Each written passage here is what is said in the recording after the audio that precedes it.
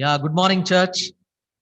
I am once again glad to be present here, and I consider it as a privilege to bring God's word to you.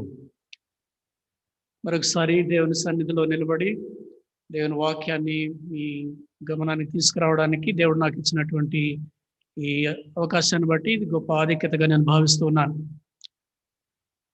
I want to continue on the thought which I had shared last time about 3 months back. గత 3 నెలల క్రితం నేను మీతో పంచుకున్నటువంటి తలంపునే కొంత కొనసాగించాలని నేను ఆశపడుతూ ఉన్నాను. I received some feedback that it will be good if I can some more time on that. దాని గురించి ఇంకొంత వివరంగా చెప్తే బాగుంటుంది అనేటువంటి ఫీడ్బ్యాక్ నాకు అందింది. I would like to repeat that what I am going to share this morning may be a kind of new paradigm for some of us. మనలో కొంతమందికి ఈ రోజు నేను చెప్పబోయేటువంటి విషయము ఒక నూతనమైనటువంటి విధానంలో మీకు అనిపించవచ్చు. Even as I was doing the study, I found it to be challenging to me, and I'm sure God will speak to each one of us. నేను ఈ విషయమై నేను అధ్యయనం చేస్తున్నప్పుడు నాకు కూడా ఇది చాలా కొత్తగా, నాకు కూడా కొంత సవాలుగా అనిపించింది. ఖచ్చితంగా మీకు కూడా అలాగే అనిపిస్తుందని నేను భావిస్తూ ఉన్నాను. So let us please be attentive and hear what God wants to speak to us. కనుక దేవుడు మనతో ఏం మాట్లాడబోతున్నాడో ఆ విషయాన్ని వినడానికి మనం చాలా శ్రద్ధగా మనం దేవుని వాక్యాన్ని విందాం. Shall we briefly pause for a word of prayer? ప్రార్థన చేసుకుందాం. Gracious Father, we commit ourselves into your hands this morning, and we plead with you that you speak to us. Yes. Remove every kind of distraction, Lord. We want to hear your voice and not any human voice. We want your thoughts. Hide thy servants. Help us, each one of us, to be attentive and listen to your voice and be obedient to you. For we pray and ask this in the precious name of our Lord and Savior, Jesus Christ. Amen. Amen. We have almost come to the end of the year 2020. మనము ఈ 2020 సంవత్సరం దాదాపుగా చివరి గడియలకు వచ్చాం. I wonder how many of us sitting here or watching over Zoom would say this has been a good year. ఇక్కడ కూర్చున్నటువంటి వారిలో కానీ లేక జూమ్ లో వింటున్నటువంటి వారు కానీ ఎంతమంది ఈ సంవత్సరం నాకు చాలా బ్రహ్మాండంగా ఉందని చెప్పగలరు? There was a cartoon which I saw some time back during this season of pandemic. ఈ పాండమిక్ సమయంలో నేను ఒక కార్టూన్ ఒకటి చూశాను. A man had applied for a job. ఒక అతను ఉద్యోగానికి అప్లై చేశాడు. It was probably in the year 2021 or 22. 21 లేక 22 అయి ఉండొచ్చు. He submitted his CV, resume. తన యొక్క బయోడేటా ఉద్యోగం ఇచ్చే వాళ్ళకి సబ్మిట్ చేశాడు. And the HR person who was looking at the CV said, yeah, I have everything here, but what happened is 2020 is blank.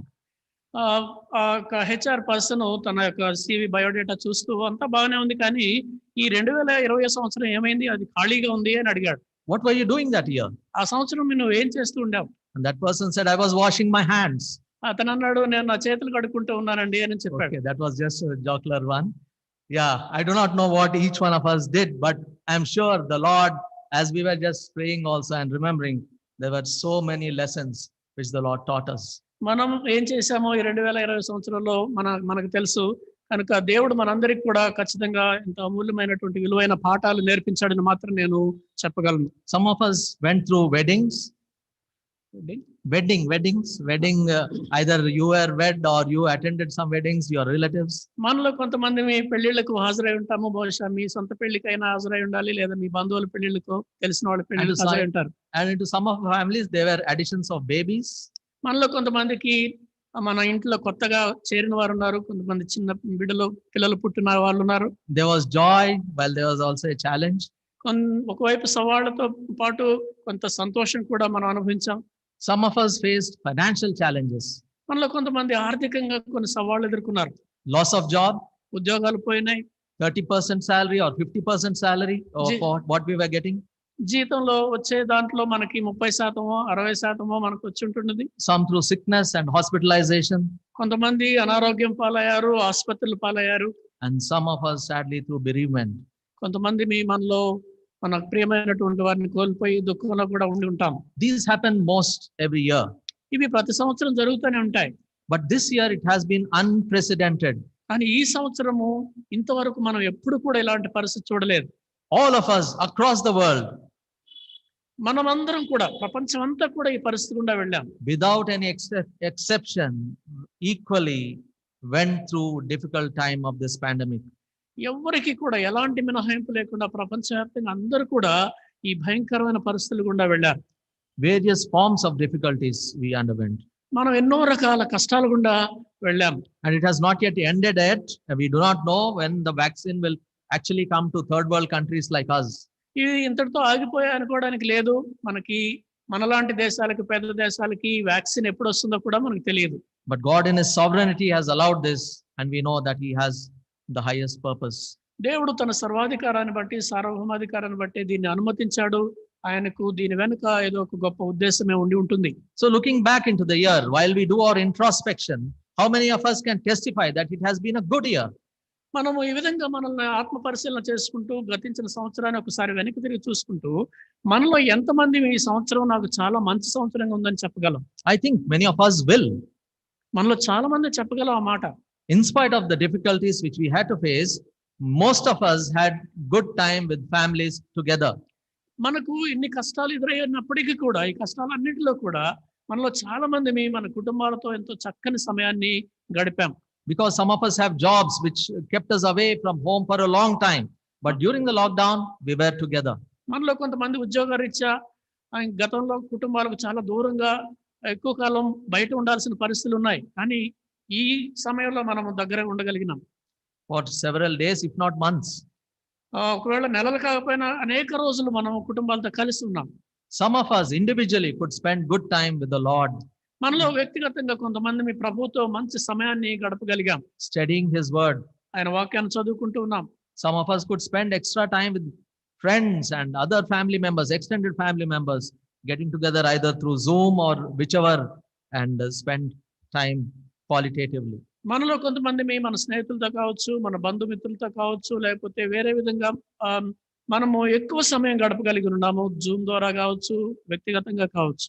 So the bad year, actually, there were quite a number of good things which we can really think about. మనము చెడు అనుకుంటున్నటువంటి చెడులో నుంచే మనం చాలా మంచి సంగతులను మనం ఇప్పుడు చూడగలుగుతున్నాం. We have come to the end of the year, as we were just remembering, and we have come to the season which is called universally as the most wonderful time of the year.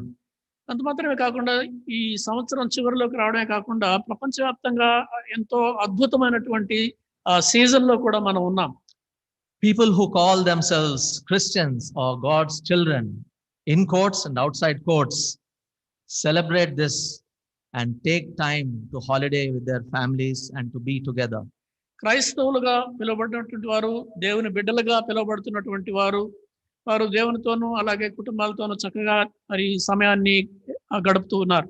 People like us, belonging to churches like us, we spend more time with God, thinking about the year gone by and what we want to do the next year. మనలాంటి సంఘంలో ఉన్నటువంటి వారు దేవుని సన్నిధిలో ఎక్కువ సమయం గడుపుతూ గతించిన సంవత్సరంలో దేవుడు చేసినటువంటి మేళ్లను తలపోసుకుంటూ మనం గడుపుతూ వచ్చాం. Whereas most other people, they spend quite a sum of money in holidaying and merrymaking.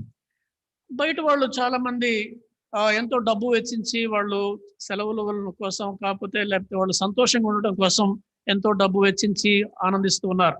The actual reason for the season, that is the Lord himself, is forgotten in the trappings and hustle and bustle of the festival. అయితే ఈ పండుగ చేసుకుంటూ ఈ పండుగ హడావిడిలో వాస్తవానికి ఈ పండుగ కారణమైనటువంటి వ్యక్తిని మాత్రం మర్చిపోతా ఉన్నారు. The other day, but it is definitely going to be different for all of us in different parts of the world.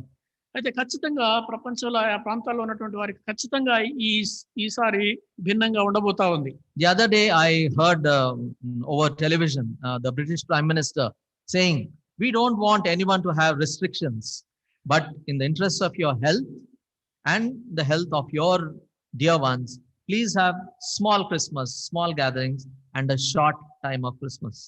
Britain లో ఒక టీవీలో నేను ఈ మధ్య చూశాను. బ్రిటన్ లో ఉన్నటువంటి అధికారులు చెప్తున్నటువంటి మాట ఏమిటంటే, మీకు ఎలాంటి పరిమితులు పెట్టాలని మాకు ఇష్టం లేదు, అయినా కూడా మీ ఆరోగ్యరీత్యా మీ శ్రేయస్సు కోరి ఈసారి పండగ చాలా కొద్దిగా క్లుప్తంగా చిన్న పండగ చేసుకోండి అని చెప్పారు.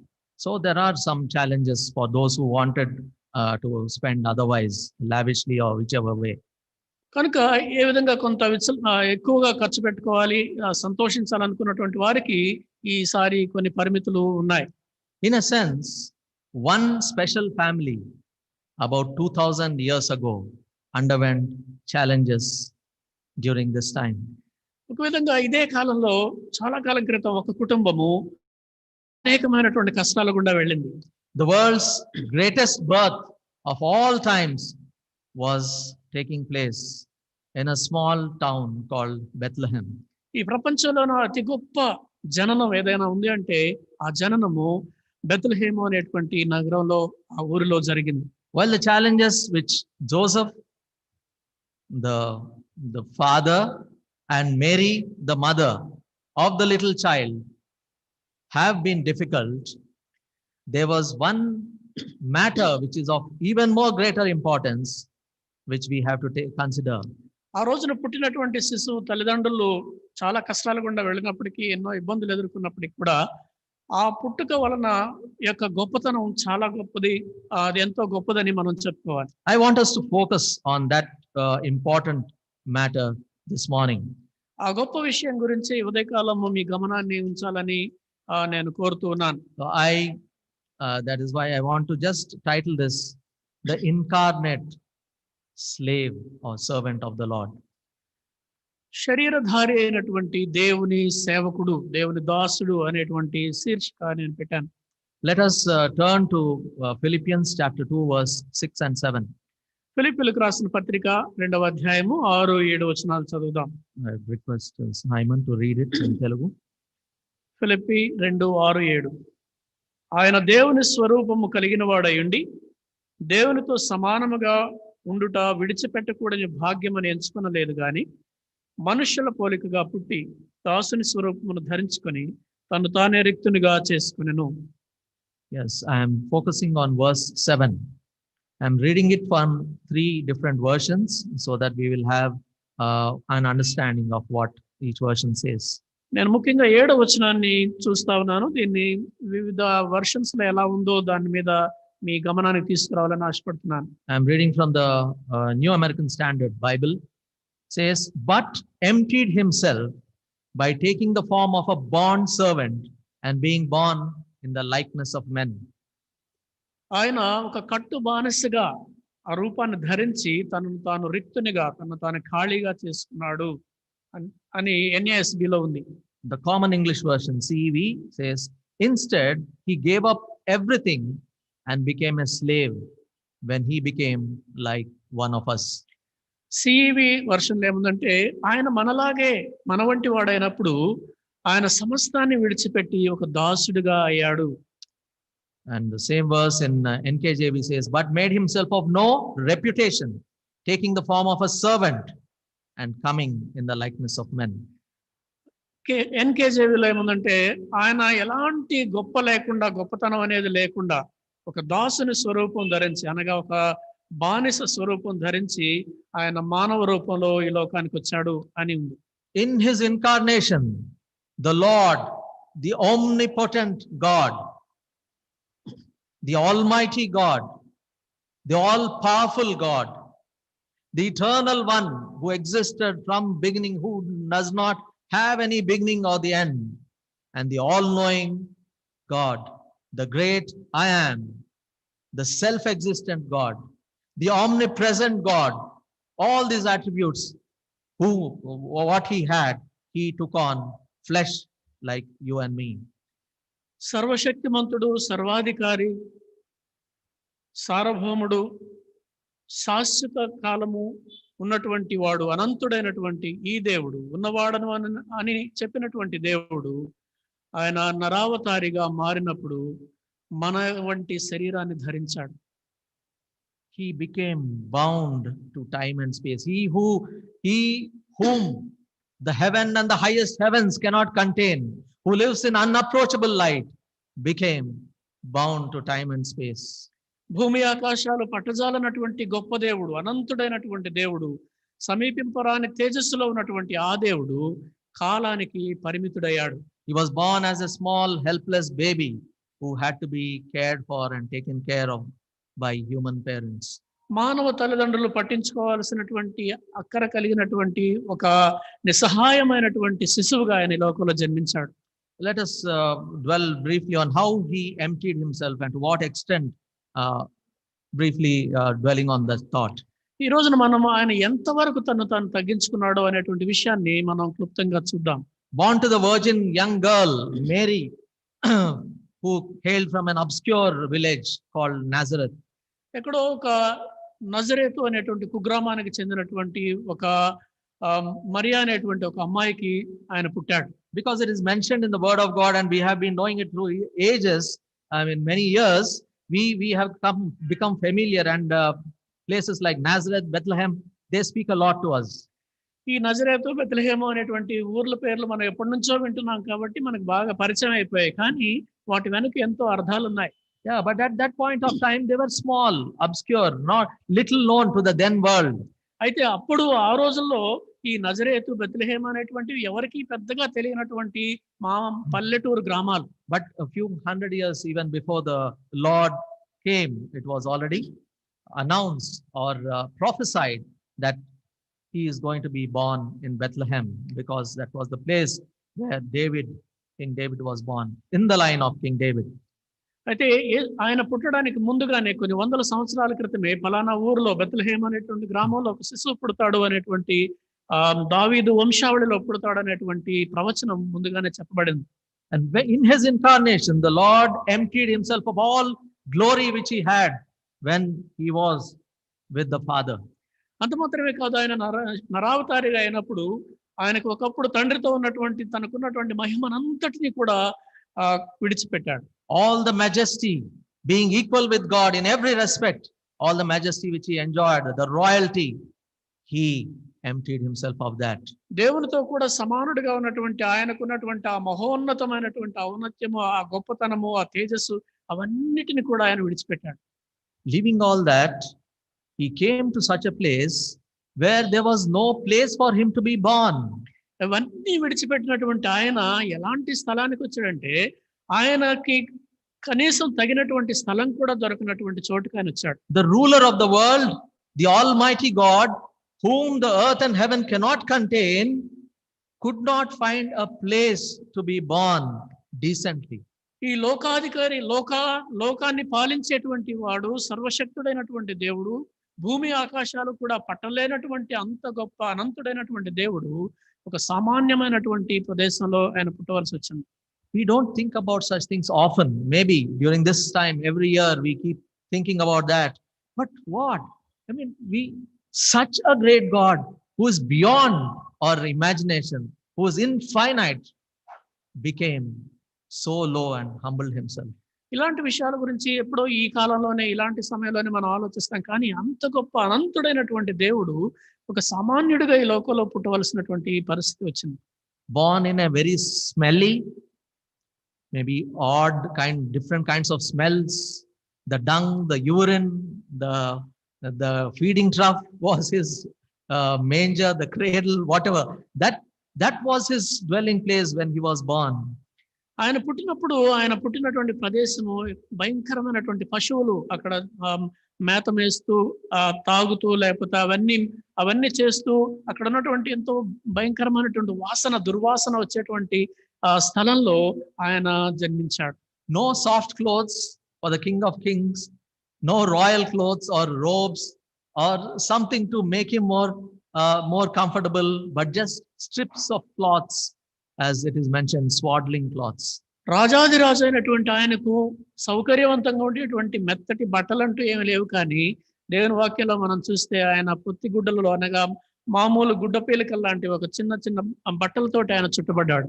Announcement was made to poor lowly shepherds who were mostly illiterate and whose profession was one of the most unskilled thing, because only those who were unskilled were mostly shepherds. అంత మాత్రమే కాదు, ఈ రాజాదిరాజు ఆయన పుట్టాడు అని చెప్పబడినటువంటి వార్తను మొట్టమొదట చెప్పబడింది ఎవరికంటే అత్యంత నిరుపేదలైనటువంటి, ఏమాత్రం విద్య లేనటువంటి పామరులకి చెప్పబడింది. Have we thought about this? Why did he do this? Why did he come down in such a state? అయితే ఎప్పుడైనా ఈ విషయాల గురించి ఆలోచించారా? ఎందుకు ఆయన ఇలాగా రావాల్సి వచ్చింది? అలాంటి పరిస్థితుల్లో ఆయన ఎందుకు పుట్టాల్సి వచ్చింది?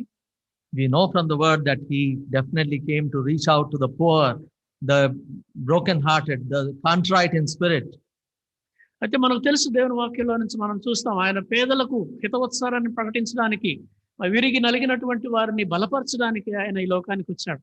But it is that amazing love which will never be able to understand, that boundless love for each one of us, which made him, constrained him to come down, to reach out and save us, you and me. కానీ వాటన్నిటికంటే అధికంగా నిన్ను నన్ను రక్షించడం కోసము ఆయన అవధులు లేనటువంటి ప్రేమ, ఆ గొప్ప అమోఘమైనటువంటి ఆశ్చర్యమైనటువంటి ప్రేమను బట్టే ఆయన ఈ లోకానికి వచ్చాడు. He emptied himself of his divine glory, the heavenly riches, and left the worship of angels and saints in heaven.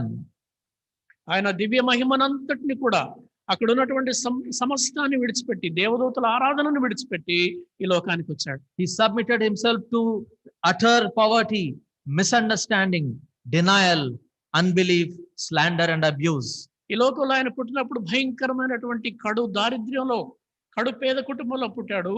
ఎంతో మంది ఆయన అవమానించారు, నిందల పాలు చేశారు, ఎన్నో రకాలుగా దూషించారు. And when he was slandered, abused and persecuted and reviled, he never hit back or never said anything against anyone.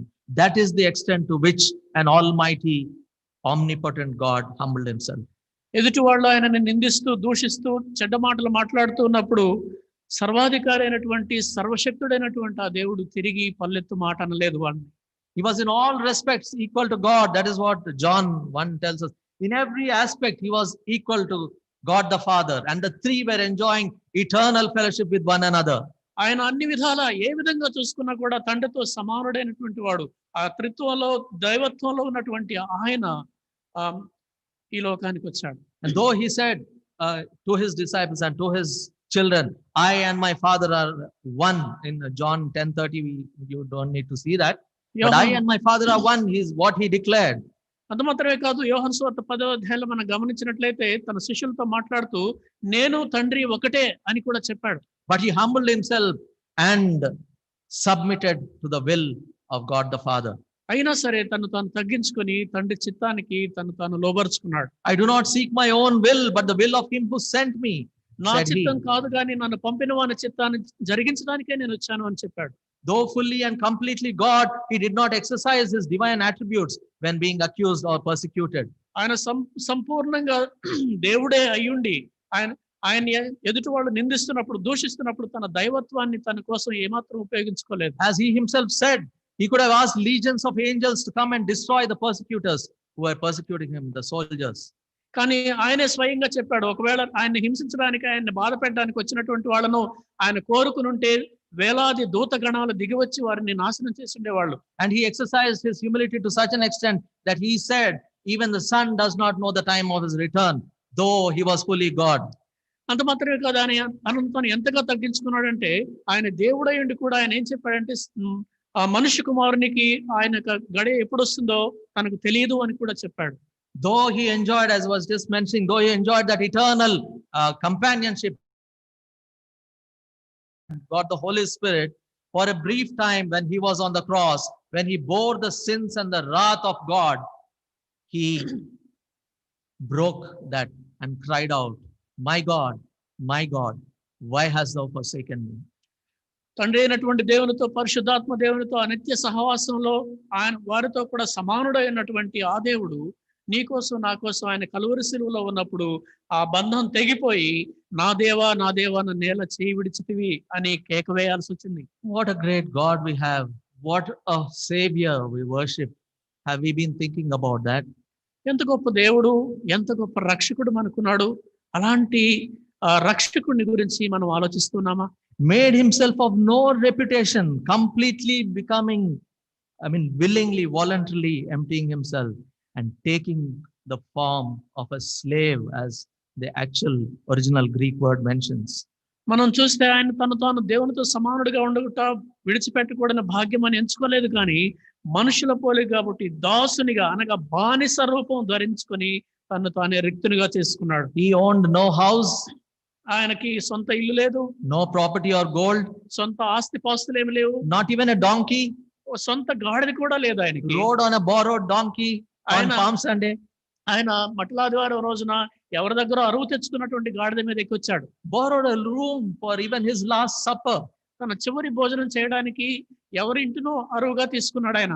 and even buried in a borrowed tomb.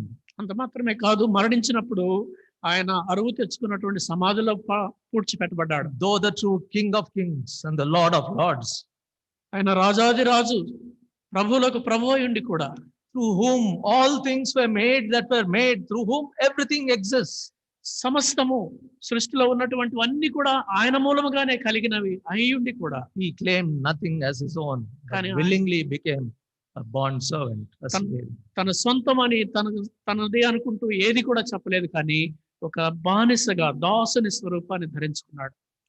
And as a slave carries the burdens of others, his master, he carried the burden of the sin of all of us on the cross. ఒక దాసుడు తన యజమాని యొక్క భారాన్ని బరువును మోసినట్టుగా ఆయన ఒక దాసుడిగా మనం మానవాళి పాపమంతటిని, ఆ భారానంతటిని కూడా మోసాడు.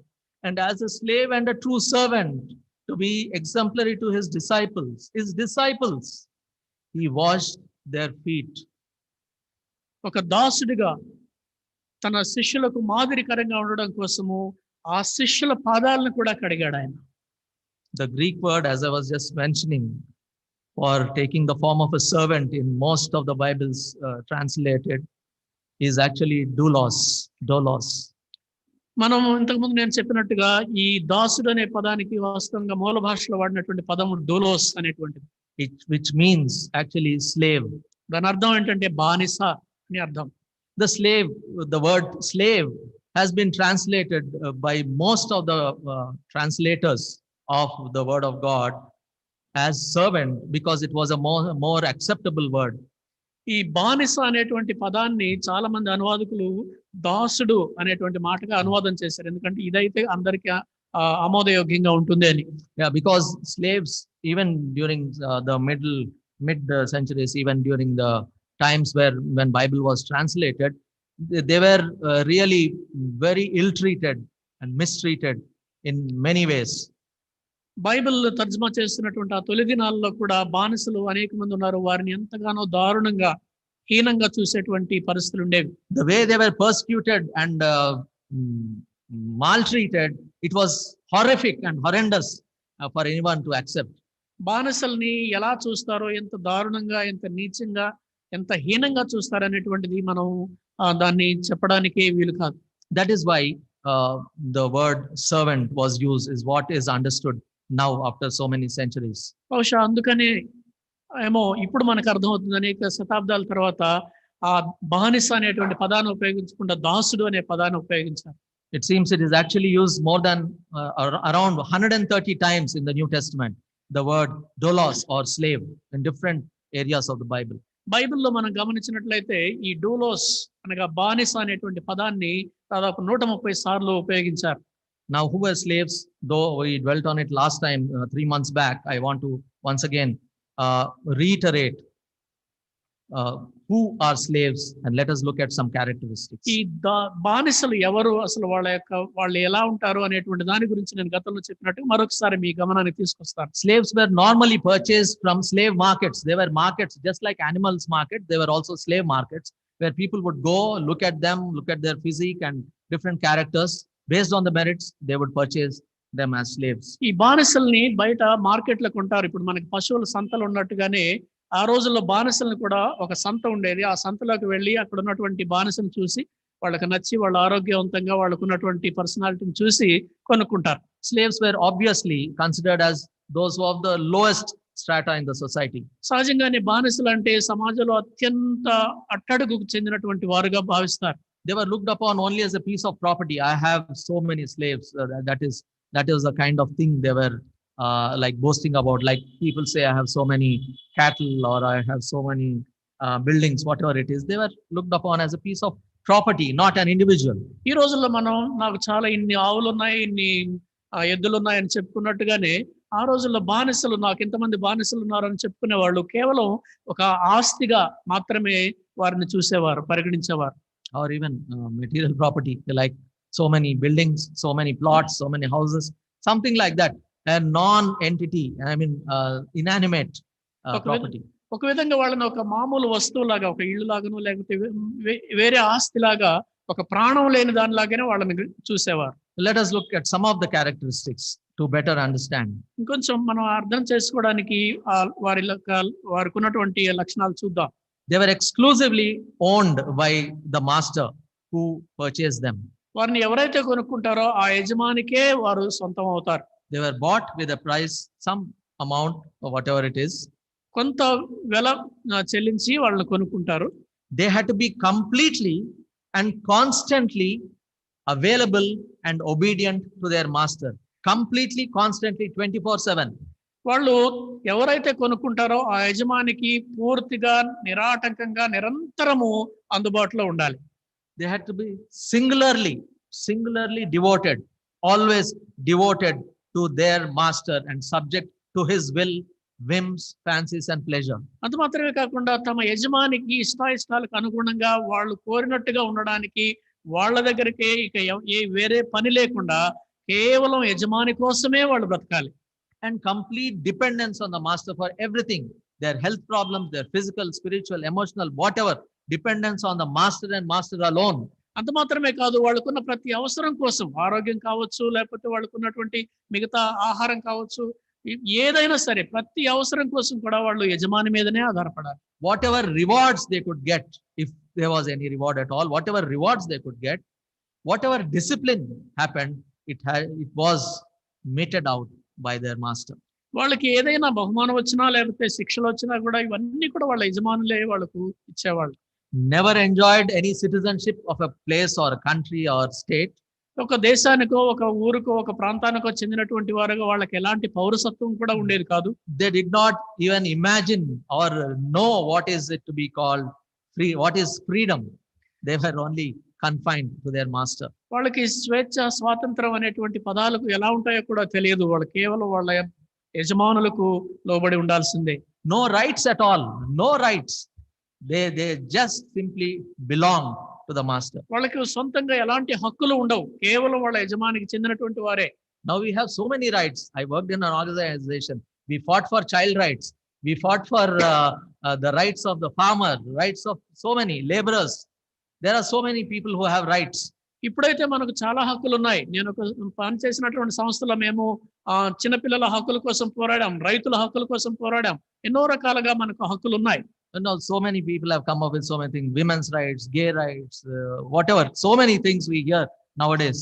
ఈ రోజుల్లో మనం చాలా వింటున్నాం, మహిళలకు హక్కులు కావాలని, లేకపోతే ఈ గే అనేటువంటి వాళ్లకు, స్వలింగ సంపర్కులకు వాళ్ళకు కూడా హక్కులు ఉన్నాయని వాళ్ళు కూడా పోరాటాలు చేస్తున్నారు. But these people were devoid of any kind of right. కానీ ఈ బానిసలకు మాత్రం ఎలాంటి హక్కులు ఉండేవి కావు.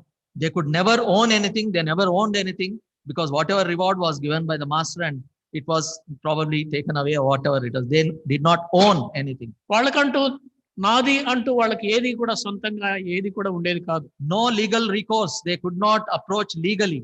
వాళ్ళకి ఎలాంటి న్యాయబద్ధమైనటువంటి న్యాయపరమైనటువంటి అవకాశాలు కూడా, ఇదిగో నాకు అన్యాయం జరిగిందని కోర్టుకు వెళ్ళేటువంటి అవకాశం కూడా వాళ్ళకి లేదు.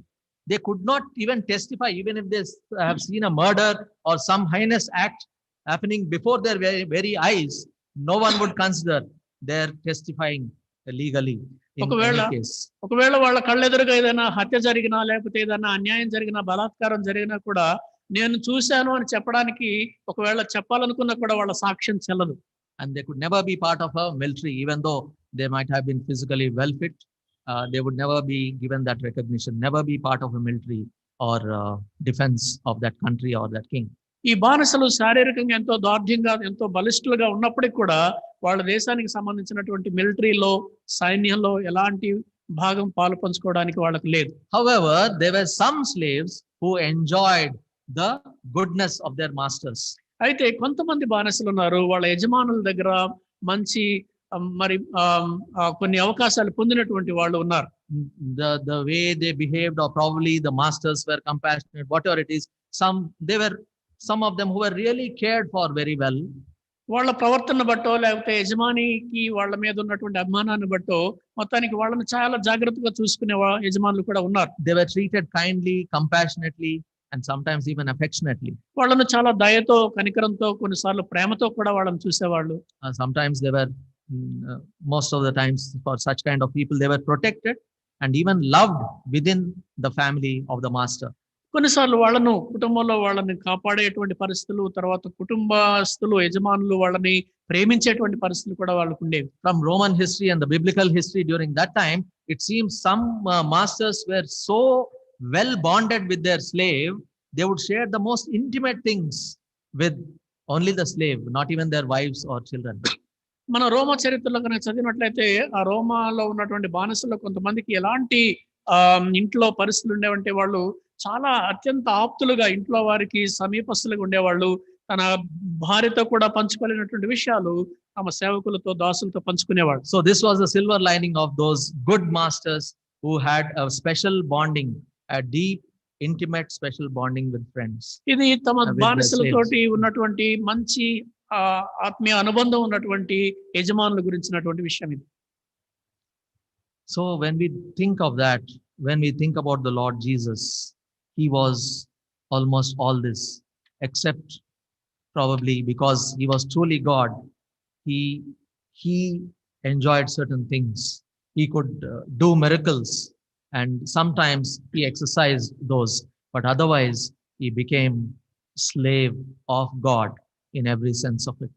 ఈ బానిసల గురించి ఆలోచిస్తున్న సమయంలో మనం ఒకవైపు యేసయ్యను గురించి ఆలోచిస్తే, ఒక విధంగా ఆయన ఇవన్నీ కూడా అనుభవించాడు. కానీ ఆయన దైవత్వం కలిగినటువంటి వాడు కాబట్టి కొన్నిసార్లు అద్భుతాలు చేశాడు, కొన్నిసార్లు ఆశ్చర్యక్రియలు చేశాడు. When we come to our human aspect, in the beginning, when God created Adam and Eve, they were in perfect harmony with God. ఆదియందు దేవుడు ఆదాము హవ్వలను చేసినప్పుడు వారు చక్కగా పరిపూర్ణంగా ఉండేటువంటి వారు. In a sense, they were willing slaves of God, doing whatever he wanted them to do as long as they obeyed him. ఒక విధంగా వాళ్ళు ఎంతో ఇష్టపూర్వకంగా దేవునికి లోబడినటువంటి దాసులుగా, సేవకులుగా ఉన్నారు. దేవుడు ఏది చెబితే అది చేయడానికి విధేయత చూపారు. Yes, they enjoyed God's goodness in doing his will and in obeying him. దేవుని చిత్తానికి లోబడి ఆయన చిత్తాన్ని జరిగించడంలో ఆయన మంచితనాన్ని వాళ్ళు అనుభవించారు. But the moment sin came, the moment they disobeyed, sin entered and they died, as the Lord had told them, if you eat of the fruit of the knowledge of good and evil, you will die. అయితే ఎప్పుడైతే వాళ్ళు దేవుని మాటకు అవిధేయత చూపించి పాపంలో ప్రవేశించారో, అనగా దేవుడు చెప్పినటువంటి ఆ మంచి చెడ్డలు తెలివినిచ్చు చెట్టు ఫలాన్ని మీరు తినకూడదని చెప్పారు, దానికి లోబడినప్పుడు, and we know how the doctrine of sin came. That is how when they sinned, God had to punish them, send them out of paradise, and then of course that inheritance, we were talking about inheritance, that inheritance of sin has come into our lives. ఆ విధంగా పాపాన్ని బట్టి, వారి అవిధేయతను బట్టి, వారు ఉన్నటువంటి ఆ యొక్క పరదేశ్ లేక ఆ ఏదైనా వనంలో నుండి బయటికి వెళ్ళి వాళ్లకు స్వాస్థ్యంగా ఇవ్వబడినటువంటి దాన్ని పోగొట్టుకోవాల్సినటువంటి పరిస్థితి వచ్చింది. However, God in his plan of salvation and in due time sent the Lord Jesus to be the sacrificial lamb in our place.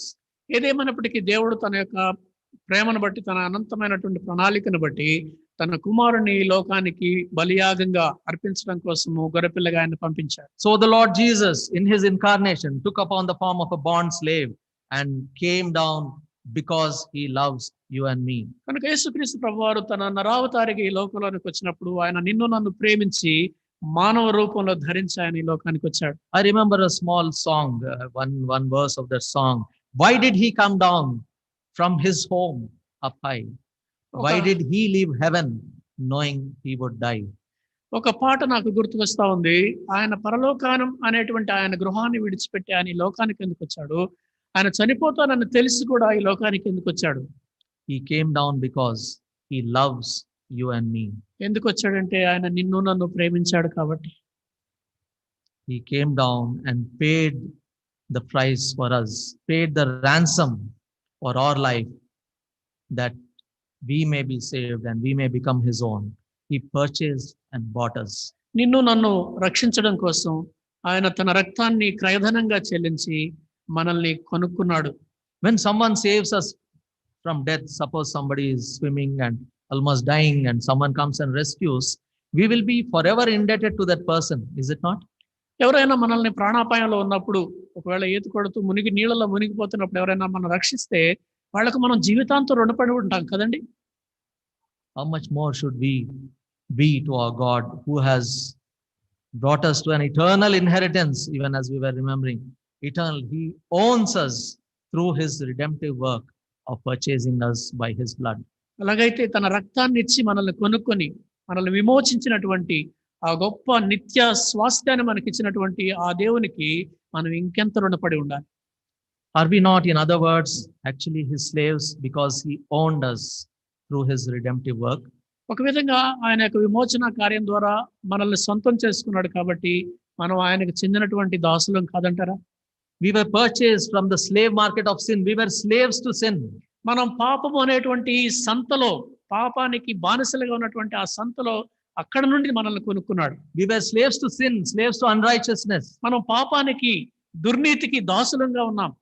But he purchased us by paying his precious blood and cleansing us from all sin. అయితే తన అమూల్యమైనటువంటి రక్తాన్ని వెలగా చెల్లించి మన సమస్తమైనటువంటి దుర్నీతి నుంచి మనల్ని విడిపించి ఆయన కొనుక్కున్నాడు. He also, the word of God also tells us, it is he who made and not we ourselves. Psalm 100 verse 3. It is he who made us and not we ourselves. అంత మాత్రమే కాదు, మనం ఆ పాటలో చూసినట్టుగా మనల్ని మనం సృష్టించుకోలేదు కానీ ఆయనే మనల్ని చేశాడు. It is Psalm 100 verse 3. కీర్తన 100వ కీర్తన 3వ వచనం. It is said, it is he who made us and not we ourselves. ఆయనే మనల్ని సృష్టించాడు, మనల్ని మనం సృజించుకోలేదు. And he made us in his likeness. Genesis 1:27. ఆదికాండం 1:27 ప్రకారం ఆయన తన స్వరూపమందు మనల్ని సృజించాడు. So God also owns us by the right of his creating us. He has created us. అంత మాత్రమే కాదు, దేవుడు మనల్ని సృజించిన దాన్ని బట్టి కూడా మనం దేవునికి సొత్తై ఉన్నాం. He owns us through his redemptive work. ఆయన విమోచన కార్యం ద్వారా మనం ఆయనకి చెందినటువంటి వారము. He owns us through his creative work in us by creating us. మనల్ని సృజించడం ద్వారా కూడా మనం ఆయనకు సొత్తుగా, ఆయన సొంతంగా ఉన్నాం. And when it is mentioned in the word of God, when we confess with our mouth Jesus as Lord and believe in our heart that God raised him from the dead, we are saved. Romans 10:9 and 10. రోమీయులకు రాసిన పత్రిక 10వ అధ్యాయం 9-10 వచనాల్లో మనం చూసినప్పుడు యేసు ప్రభు అని మన నోటితో ఒప్పుకొని ఆ దేవుడు ఆయనను మృతుల్లో నుండి లేపాడు అని మనం హృదయంతో విశ్వసించినప్పుడు మనము రక్షణ పొందుతాం. Do we call Jesus as our Lord? నిజంగా మనం యేసయ్యని ప్రభువా అని పిలుస్తామా? When we use the terms of Lord, Almighty God, oh Lord, we keep telling in our prayers, in whatever, in our conversation, so many times we use it. మనం ప్రార్థనలో కావచ్చు, మన సంభాషణలో కావచ్చు, ఆయనను ప్రభువా అని పిలుస్తాము, నా దేవా అని పిలుస్తాము, ప్రభువుగా సంబోధిస్తూ ఉంటాం. The Greek word in the New Testament used for Lord is kurios.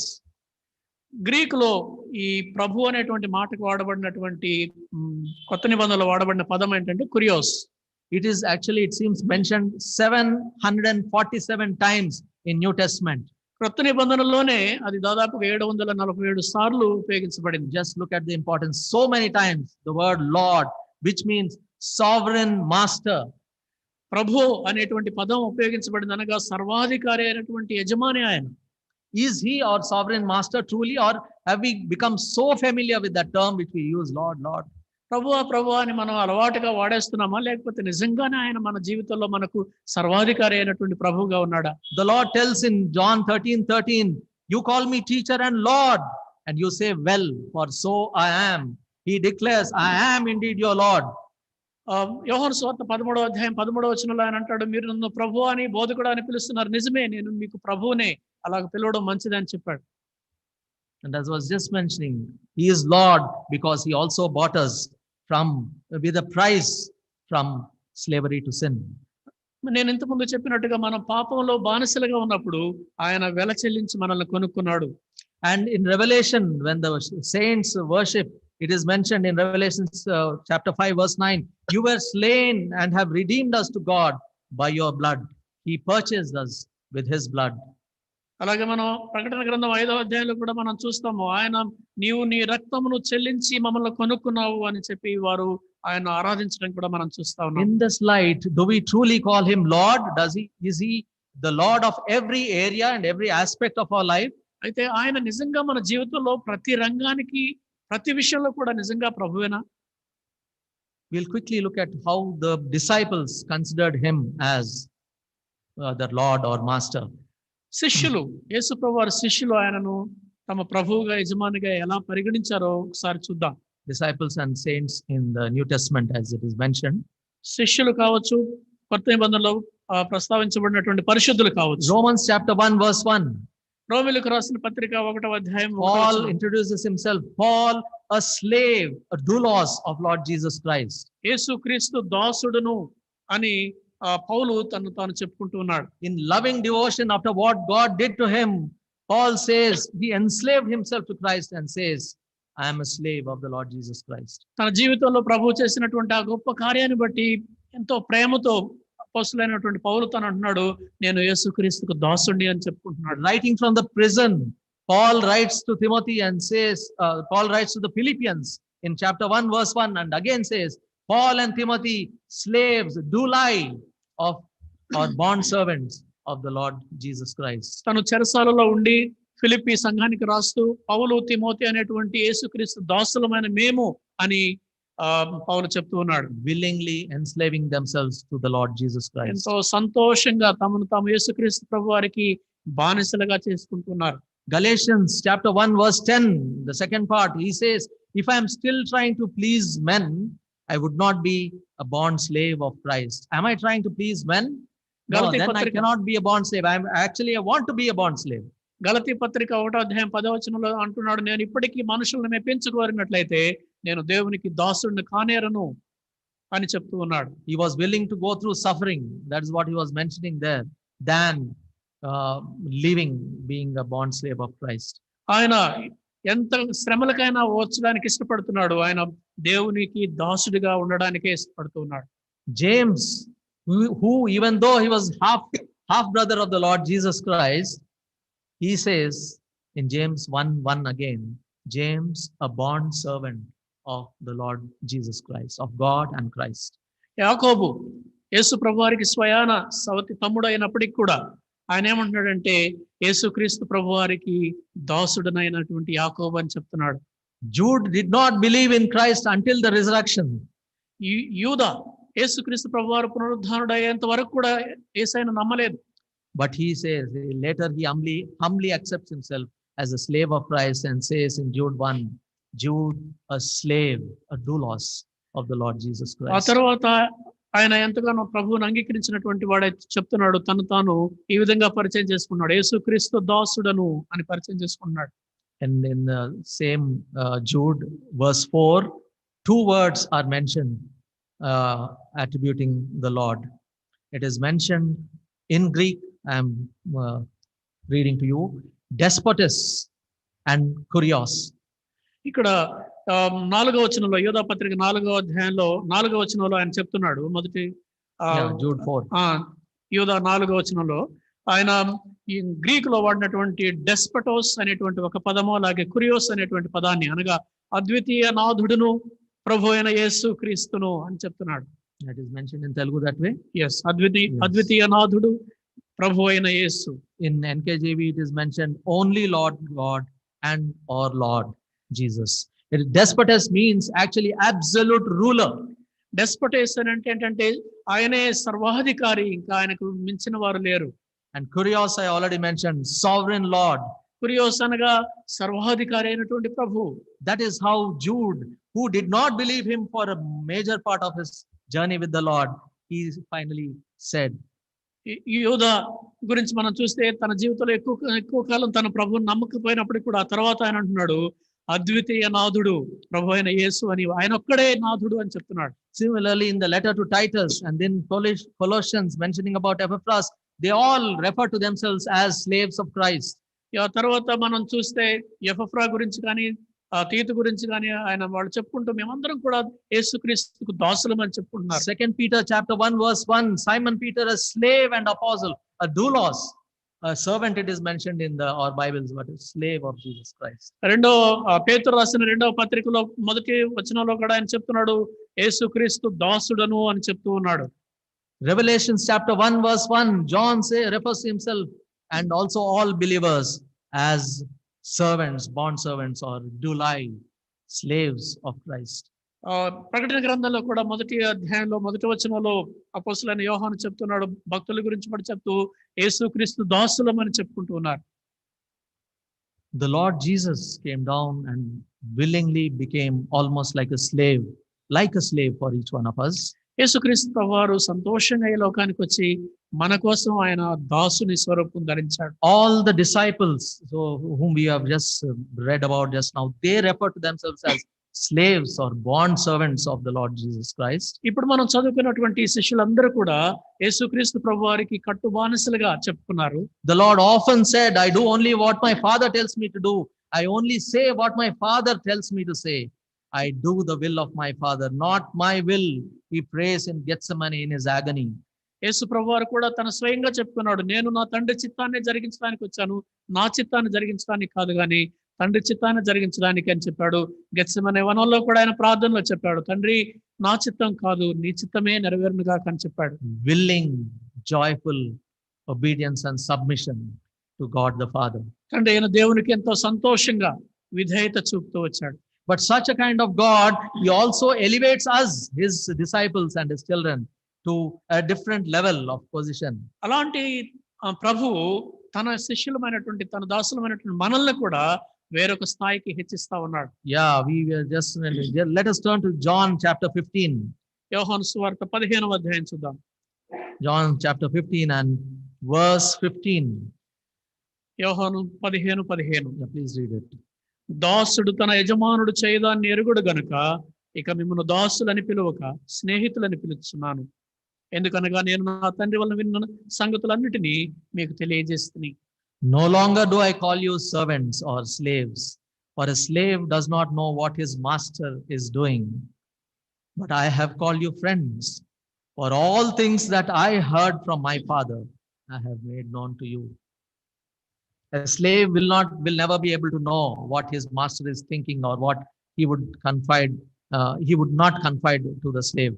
ఒక యజమాని మనసులో మాట ఏంటో తను ఏమనుకుంటున్నాడో అనేటువంటి విషయము ఆ బానిసకి ఎప్పటికీ కూడా తెలియదు. But all things what the Father has revealed to Christ, who willingly submitted to the Father, he has told us, and that is why he calls us friends. You are no longer slaves. You are actually slaves, but you're no longer slaves. You are friends. My confidence, I am telling you, there is no secret between you and me. అయితే తన తండ్రికి ఎంతో స్వచ్ఛందంగా విధేయత చూపించినటువంటి యేసుక్రీస్తు ప్రభువారు తండ్రి దగ్గర నుంచి తెలుసుకున్న విషయాలన్నింటినీ కూడా మనం దాసులమైనప్పటికీ కూడా మనల్ని దాసులుగా ఎంచక తన స్నేహితులుగా భావించి మనకు అన్ని విషయాలు కూడా మనతో పంచుకున్నాడు. What a privilege, dear people of God. What elevation he has given us. ఎంత గొప్ప ఆధిక్యత ప్రియులారా, ఎంత గొప్ప హెచ్చింపు మనకిచ్చాడు దేవుడు. There is no secret between him and us. ఆయనకి మనకు మధ్య ఎలాంటి రహస్యాలు లేవు. If only he desires that we be intimate with him, Lord, sovereign master, absolute ruler, who can just do anything he wants with us. He says, we are his friends.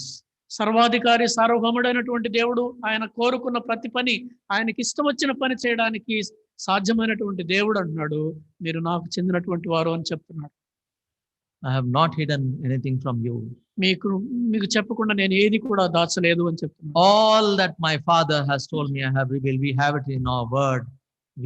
We can become as intimate as possible within our own will and choice. నా తండ్రి వలన విన్న సంగతులన్నిటినీ మీకు తెలియజేస్తానని చెప్తున్నాడు. కాబట్టి మనం ఇష్టపడితే మనం ఎంత సన్నిహితంగా కావాలనుకుంటే అంత సన్నిహితంగా ఆయనతో ఉండగలం. And being a loving and what should I say, a very compassionate, a sensitive God, he entrusted us the task of loving others. అంత మాత్రమే కాదు, ఎంతో ప్రేమ కలిగినటువంటి ఎంతో మంచి దేవుడైనటువంటి ఆయన మనకు కూడా చెప్పింది ఏంటంటే ఇతరులను ప్రేమించండి అని చెప్పాడు. In the same chapter of John 15, he says, as the Father loved me, I also have loved you. Abide in my love. Verse 9. 9వ వచనంలో అదే అధ్యాయంలో, తండ్రి నన్ను ఎలాగో ప్రేమించినో నేను మిమ్మల్ని అలాగూ ప్రేమించుదని నా ప్రేమ యందు నిలిచియుండుడి. Verse 12, this is my commandment that you love one another as I have loved you. 12వ వచనంలో నేను మిమ్మల్ని ప్రేమించిన ప్రకారం మీరు ఒకరినొకడు ప్రేమించవలనటే నా ఆజ్ఞ అని చెప్తున్నాడు. Is it so difficult for us to love? I know it is difficult for us to love. I heard that someone has written a book saying it is tough to love.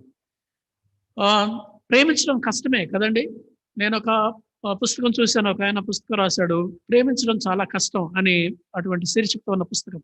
Especially when we love a person and that love does not show forth and it is not reciprocated, but rather some kind of hatred or some kind of coldness is from there, it is very difficult to love. నిజానికి ఎవరినైనా మనం ప్రేమిస్తున్నప్పుడు, వాళ్ళు మనల్ని తిరిగి ప్రేమించినప్పుడు, ఆ ప్రేమకు ప్రతిగా వాళ్ళు ఏమి చూపించినప్పుడు, అలాంటి వాళ్ళని ప్రేమించడం చాలా కష్టం అవుతుంది. We might have encountered this several times in our lives. మన జీవితాల్లో ఇలాంటి పరిస్థితులు ఎన్నో సార్లు ఎదుర్కొని ఉంటాం. But in our most undesirable state, when we were actually enemies, as the word of God says, Romans 5:8, I think, while we were in the most undesirable state, God loved us. While we were yet enemies, Christ loved us. మనం ఏమాత్రం ఇష్టపడడానికి వీలు లేనటువంటి పరిస్థితిలో ఉన్నప్పుడు, మనం ఇంకనూ శత్రువులు ఉన్నప్పుడు, దేవునికి శత్రువులుగా మనం ఉన్నప్పుడు ఆయన మనల్ని ప్రేమించాడని రోమాపత్రిక 5వ అధ్యాయం 8వ వచనంలో మనం చూస్తాం. He has entrusted us with the task of loving others. ఇతరులను ప్రేమించమనేటువంటి బాధ్యతను మనకు ఆయన అప్పగించాడు. And bringing others into his fold. ఇతరులను ఈ యొక్క కుటుంబంలోనికి తీసుకొచ్చేటువంటి బాధ్యతను ఆయన మనకు Out అప్పగించాడు. of our love for others, proclaim the good news of our Lord. మనకున్నటువంటి ప్రేమను బట్టి ప్రభువారి యొక్క సువార్తను ఇతరులకు పంచుకోవాలి. We have seen it in many missionaries' lives, how they were really filled with burden and zeal and love and came leaving all their comforts to reach out to the lost. అనేక మంది మిషనరీల జీవితాల్లో చూసాం. వాళ్ళు ఎంతగా మనుషులను ప్రేమించారో, ఎంతగా వారి కోసం ప్రభువుని పరిచయం చేయాలన్నటువంటి ఆశతోటి వాళ్ళు ఎంతగా ప్రేమించారో, వాళ్ళకున్నటువంటి సుఖ సౌఖ్యాలన్నింటినీ విడిచిపెట్టి ఎలా వచ్చారో మనం చూసాం. Remember, in proclaiming the good news of our Lord Jesus Christ to others, we are causing eternal influence, eternal impact, because that is going to bear eternal fruit that will last, as it is mentioned in యేసుక్రీస్తు ప్రభువారి గురించి మనం ఇతరులకు చెప్పేటువంటి క్రమంలో మనము ఆ ఇతరుల కోసం ఎంతో నిత్యము నిలిచి ఉండేటువంటి ఫలాన్ని, నిత్యమైనటువంటి ప్రభావాన్ని మనం వారి మీద చూపిస్తా ఉన్నాం. When the Lord himself took upon himself the form of slave for your sake and my sake, and the apostles and saints refer to themselves as slaves, how much more we need to consider ourselves as slaves of the Lord Jesus and do his bidding and be obedient to him. యేసుక్రీస్తు ప్రభువారే నిన్ను నన్ను ప్రేమించి దేవుడై ఉండి ఆయన దాసుని స్వరూపం ధరించినప్పుడు, ఎంతో మంది భక్తులు, దైవజనులు తమను తాము దేవుని సేవకులము, దాసులమని చెప్పుకున్నప్పుడు, మరి నీవు నేను ఎంతగా మనల్ని మనం తగ్గించుకుని దాసులుగా ఉండాలి. Is there some kind of hindrance in our lives where we are unable to consider ourselves as true slaves, as true bond servants of our Lord? నిజంగా మన జీవితంలో ప్రభువుకి నేను దాసుడును అని చెప్పుకోవడానికి అడ్డంగా వచ్చేటువంటి ఏవైనా ఆటంకాలు, అవరోధాలు ఉన్నాయా? Some pride, some kind of ego which is making us no, that term is unacceptable to me. ఈ పదం దాసుడు అంటే నాకు నచ్చదు అనేటువంటిది ఏదైనా గర్వమో లేకపోతే ఏదైనా అతిశయమో లాంటివి ఏమైనా ఉన్నాయా? Some kind of self-righteousness probably. బహుశా ఒక విధమైనటువంటి స్వనీతి నీలో ఉందా? As a loving, as a compassionate master of us, he loves us continuously. ఎంతో జాలి కలిగినటువంటి, ఎంతో ప్రేమ కలిగినటువంటి యజమానిగా ఆయన మనల్ని ఇంకా ప్రేమిస్తూనే ఉన్నాడు. He paid the price for us. మన కోసం ఆయన వెల్లం చెల్లించాడు. He bought us with his precious blood. తన అమూల్యమైన రక్తంతో మనల్ని కొనుక్కున్నాడు. He owns us and tenderly calls us, you are my own, you are mine. ఆయన మనల్ని సొంతం చేసుకుని ఎంతో ప్రేమగా, ఎంతో ఆప్యాయంగా చెప్తున్నాడు, నీవు నాదానవు, నావాడవు అని చెప్తున్నాడు. He keeps protecting us ఆయన from so many harms and dangers. ఎన్నో ప్రమాదాల నుంచి మనల్ని Not just physical, but many other dangers where we could otherwise fall away. శారీరకమైనటువంటి ప్రమాదాల నుంచి మాత్రమే కాదు, కానీ విశ్వాసంలో నుంచి తప్పిపోయేటువంటి అనేకమైన పరిస్థితుల నుంచి కూడా ఆయన మనల్ని కాపాడాడు. He provides for us continuously. ఆయన నిత్యము మనల్ని పోషిస్తూ ఉన్నాడు. He cares for us. మనల్ని ఆయన పట్టించుకునేటువంటి దేవుడు. As the word says, He lavished us with riches, spiritual riches, which we will never be able to truly take account of. మనం నిజంగా లెక్కించలేనటువంటి ఎంతో ఆత్మ సంబంధమైనటువంటి ఎన్నో వరాలతో మనల్ని నింపాడు ఆయన. So can we willingly, joyfully, truly call Him Lord, Master from our hearts and obey Him? అందుకని ఆయన్ని మనం ఇష్టపూర్వకంగా మనస్ఫూర్తిగా నా ప్రభువా నా దేవా అని మనం చెప్పగలమా? Though from the world point of view this is slightly paradox or slightly contrasting, He says, you are my friends. John 15 verse 14, let us see. You are my friends if you do whatever I command you. లోకరీత్యా చూస్తే ఇది చాలా వ్యతిరేకంగా ఉండొచ్చేమో. మనం యోహాను సువార్త 14 చూస్తే, నేను మీకు ఆజ్ఞాపించిన వాటిని చేసిన ఎడల మీరు నాకు స్నేహితులయ్యుందురు. Because we cannot go to our friend or someone whom we call as friend and say, you are my friend if you do whatever I command you. మనం మామూలుగా మన స్నేహితుల దగ్గరికి వెళ్ళి నేను ఏది చెప్తే అది నువ్వు చేస్తే అప్పుడు నువ్వు నాకు స్నేహితుడు అవుతావు అని అనటానికి వీల్లేదు. Yes, that seems very one-sided. How can you be domineering and call yourself a friend? నా మీద పెత్తనం చేస్తూ నన్ను నువ్వు స్నేహితుడు అని ఎలా చెప్పగలవు అంటే, but we have a Lord here who has become a slave for our sake, and He says, you are my friends if I do whatever He commands. And I'm sure that it is something very, very acceptable to each one of us. కానీ మన ప్రభు అయితే మన కోసం ఎంతో ఇష్టపూర్వకంగా దాసుడిగా ఈ లోకానికి వచ్చి మన కోసం ఆయన చేయాల్సినంతా చేసి ఆయన అంటున్నాడు, నేను ఆజ్ఞాపించినన్ని చేస్తే మీరు నాకు స్నేహితులై ఉంటారని చెప్తున్నాడు. Is He asking us to do in some areas of our life? Is He asking us to be more forgiving? మన జీవితాల్లో మరింత క్షమించే వారంగా ఉండాలని కోరుతున్నాడా? Does He want us to be more loving? ఇంకొంచెం ప్రేమించే వాళ్ళంగా ఉండాలని కోరుతున్నాడా? Does He want us to overcome that some secret sin which is still lingering and lurking in us, which no one ever knows? మన జీవితాల్లో ఎవరికి తెలియకుండా ఇంకా రహస్యంగా ఉన్నటువంటి ఆ చిన్న పాపం ఏదో ఉందా? Does He want us to be faithful at our workplace or faithful to whatever calling, however small it may be? ఆ పాపాన్ని నుంచి విడుదల పొంది మనం పనిచేసే స్థలాల్లో మనం ఎంత చిన్న పని అయినా ఎంత పెద్ద పని అయినా ఆ పనిలో నమ్మకంగా ఉండాలని కోరుతున్నాడా? Maybe you are working in an office, or maybe you are at home doing something, or it's a very small job like service or whatever it is, even if it is a sweeper. Is He asking us to be faithful? ఒకవేళ మనం ఇంట్లో ఉండొచ్చు, లేకపోతే ఉద్యోగం చేస్తూ ఉండవచ్చు, లేకపోతే ఎంతో చిన్న ఉద్యోగం అయినా చేయొచ్చు, లేకపోతే ఒక స్వీపర్ గా పనిచేస్తూ ఉండొచ్చు, కానీ మనం చేసే ఆ పనిలో నీవు నమ్మకంగా ఉండాలని ఒకవేళ నిన్ను కోరుతున్నాడా? If that is what He says, whatever He commands us, if we do, we are truly His friends. అదే ఆయన చెప్తున్నాడు, నేను మీకు ఆజ్ఞాపించిన వాటిని చేసిన ఎడల మీరు నా స్నేహితులయ్యుందురు. We have been elevated from being a slave, though we are truly slaves, elevated from being a slave to a friend who is close, confident, more intimate than a slave, because a slave does not know what his master does. మనం దాసులుగా ఉన్నప్పుడు, మనం బానిసలుగా ఉన్నప్పుడు, మన వాస్తవానికి మన స్థితి అదే. మనం దాసులుగా ఉన్నప్పుడు ఆయన మనల్ని దాసులుగా పిలవక స్నేహితులు అని పిలుస్తున్నాడు. స్నేహితుల కంటే అత్యంత ఆప్తులైనటువంటి స్నేహితులుగా, ప్రాణమిత్రులుగా కూడా పిలుస్తున్నాడు ఆయన. Let us look at one more portion before we come to a close. మనం ముగించబోయే ముందుగా మరొక వాక్య భాగాన్ని చూద్దాం. Luke chapter 17. This I had brought to our attention last time also. Luke chapter 17 verses 7 to 10. Can you quickly read it, brother? లూకా సువార్త 17వ అధ్యాయం 7 నుంచి 10 వరకు. Here the Lord tells us the attitude which we should have towards Him. 7 to 10. 7 to 10. లూకా సువార్త 17వ అధ్యాయం 7 నుంచి 10 వరకు. దున్నువాడు గాని మేపువాడు గాని మీలో ఎవరికైనాను ఒక దాసుడు ఉండగా వాడు పొలంలో నుండి వచ్చినప్పుడు నీవు ఇప్పుడే వెళ్ళి భోజనం చేయమని వానితో చెప్పడు. అంతేకాక నేను భోజనం చేయుటకు ఏమైనాను సిద్ధపరిచి నడుము కట్టుకొని నేను అన్నపానములు పుచ్చుకున్న వరకు నాకు పరిచారం చేయము, అటు తర్వాత నీవు అన్నపానములు పుచ్చుకొనవచ్చునని వానితో చెప్పును గాని ఆ దాసుడు ఆజ్ఞాపించబడిన పనులు చేసినందుకు వాడు దయచూపినని వానిని మెచ్చునా?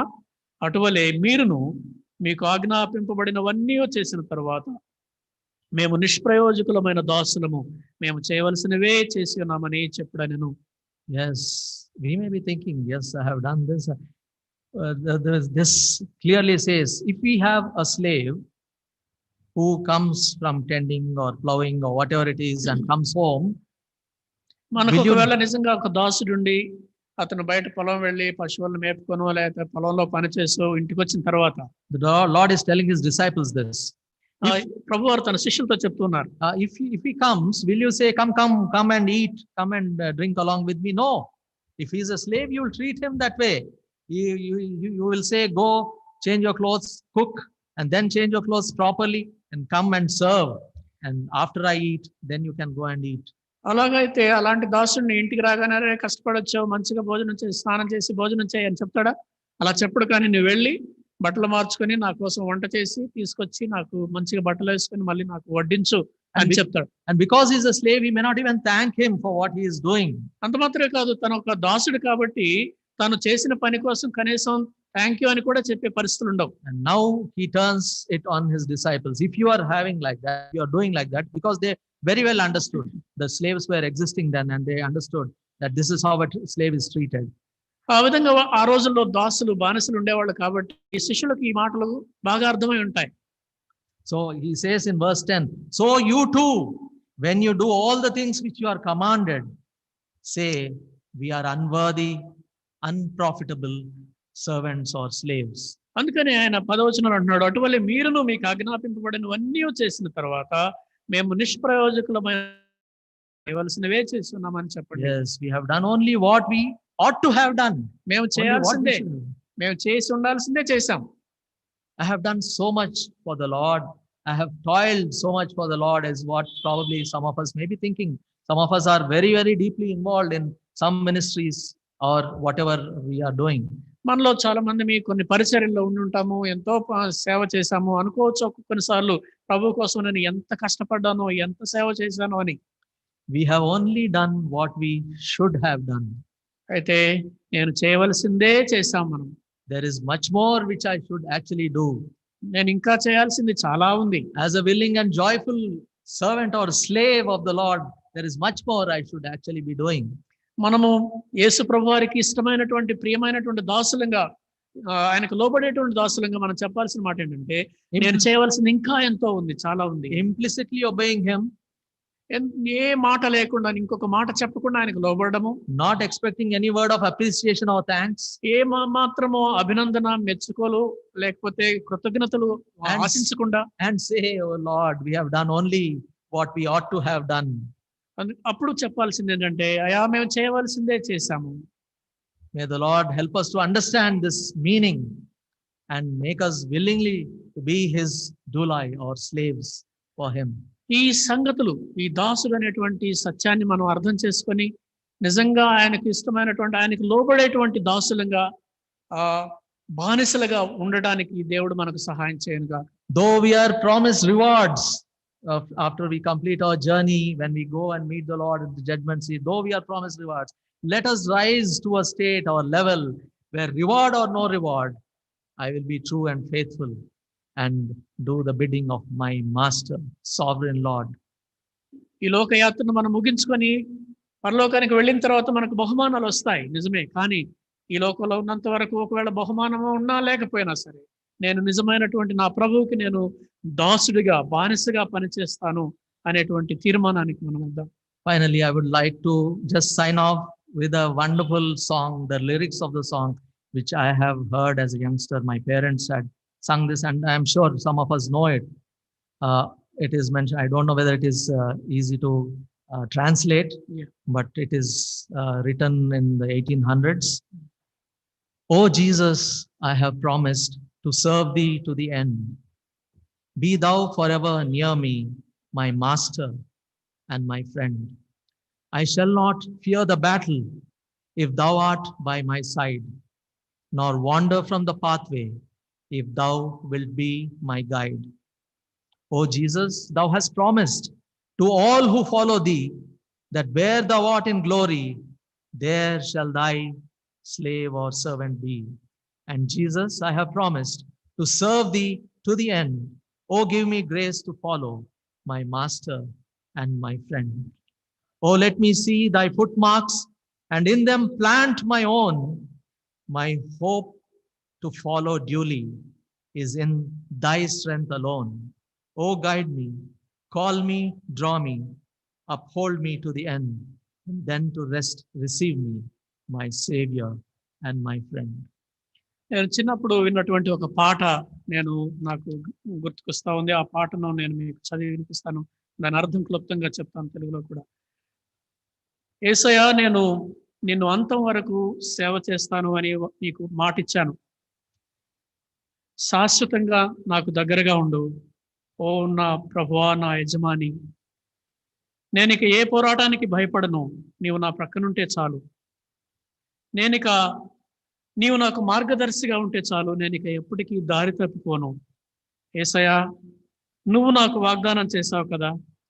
నిన్ను వెంబడించేటువంటి వారందరికీ వాగ్దానం చేశావు. నీవు నీవు ఎక్కడైతే మహిమ పొందుతావో అక్కడ నీ దాసుడు కూడా ఉంటాడు అని. యేసయ్యా, నేను వాగ్దానం చేశాను, నీకు అంతం వరకు కూడా సేవ చేస్తాను అని. యేసయ్యా తర్వాత నిన్ను అంతం వరకు వెంబడించడానికి కావాల్సిన కృపను నాకు అనుగ్రహించు ప్రభువా అని చెప్పి ప్రార్థన చేస్తున్నాను. ఇంకా చివరి వచనంలో అంటాడు, నీవు నన్ను ఎక్కడ ఉంచినా సరే నీ అడుగుజాడల్లో నడవడానికి సహాయం చేయి. నీవు నన్ను బలపరిస్తే నీ అడుగులో నేను నిరీక్షణతో, ఆశతో వెంబడించడానికి సహాయం చేయి. దేవా, నన్ను నడిపించు, నన్ను పిలుచుకో, నన్ను నీ దగ్గరకు చేర్చుకో. అంతం వరకు నీ చేతితో నన్ను పట్టుకో. అప్పుడు నేను విశ్రాంతి పొందుతాను నీ దగ్గర నుంచి, నా రక్షకుడా, నా ప్రభువా అనేటువంటి ఆ పాట. Yes, may this be our prayer, dear people of God, dear church. He took on himself the form of a slave for your sake and my sake. ప్రేమైనటువంటి సంగమా, ఇది మన ప్రార్థనగా ఉండును గాక. ఆయన నీ కోసం, నా కోసం తాను దాసునిగా, రిక్తునిగా చేసుకున్నాడు. And he elevated us to be not just friends, but this morning, as we were reminded in Romans chapter 8 verse 17, we are heirs and joint heirs. Oh, what a wonderful standing, wonderful inheritance we have. ఆయన మనల్ని రక్షించుకోవడం మాత్రమే కాకుండా, ఆయన మనల్ని దాసులుగా మాత్రమే ఉంచకుండా మనల్ని ఎంతో గొప్ప ఉన్నతమైనటువంటి స్థానానికి హెచ్చించాడు. మనం రోమపత్రికలో చూసుకున్నట్టుగా ఆయనతోటి యేసుక్రీస్తు ప్రభువారితో కూడా సహవారసులుగా మనల్ని చేశాడు. ఎంత గొప్ప హెచ్చింపు అది. Can we decide willingly, joyfully to be an obedient slave, friend and disciple? అలాగైతే సంతోషంగా మనం ఒక తీర్మానం చేసుకున్నామా, యేసయ్యకు విధేయత చూపేటువంటి దాసుడిగా, ఇష్టపూర్వకంగా సేవ చేసే దాసుడిగా ఉండాలని? Shall we bow down our heads for a brief introspection and then prayer? Request Simon to close in prayer and benediction. కొద్దిసేపు తలలు వంచి ఆయన సన్నిధిలో మనల్ని మనం పరిశీలన చేసుకుందాం.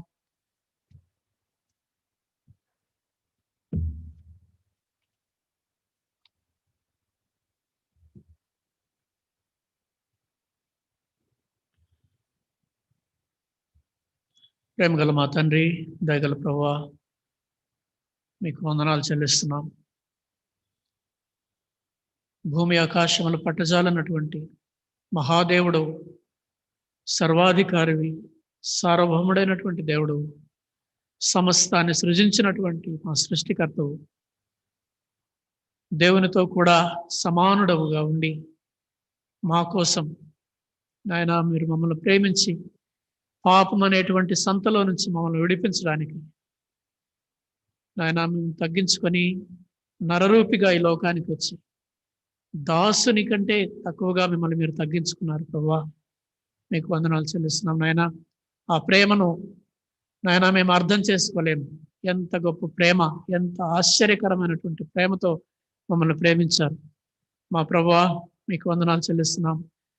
మా కోసం నువ్వు అంతగా తగ్గించుకొని మీ దైవత్వాన్ని విడిచి దాసుడిగా ఈ లోకానికి వచ్చినప్పుడు ప్రభువా, మీ ప్రేమను పొందినటువంటి మేము మీ చేత దాసులుగా పిలువబడడం కాకుండా స్నేహితులుగా, మీ కుమారులుగా, మీ కుమారునితో సహవారసులుగా మమ్మల్ని హెచ్చించినందుకు మీకు వందనాలు, స్తోత్రాలు చెల్లిస్తూ ఈ ఉదయకాలం మరొకసారి మేము తీర్మానం చేసుకున్నాను ఆయన, మా జీవితాంతము మీకు బానిసలుగా, మీ దాసులుగా ఉండడానికి, మీరు ఏది చెబితే అది చేయడానికి, మా వంటూ ఎలాంటి హక్కులు లేకుండా తండ్రి మీకు కట్టు బానిసలుగా జీవించడానికి సహాయం చేయండి. మా చిత్తం కాదు, మీ చిత్తమే నెరవేరునుగాక అని చెప్పగలిగేటువంటి స్థాయికి మేము ఎదగడానికి సహాయం చేయండి.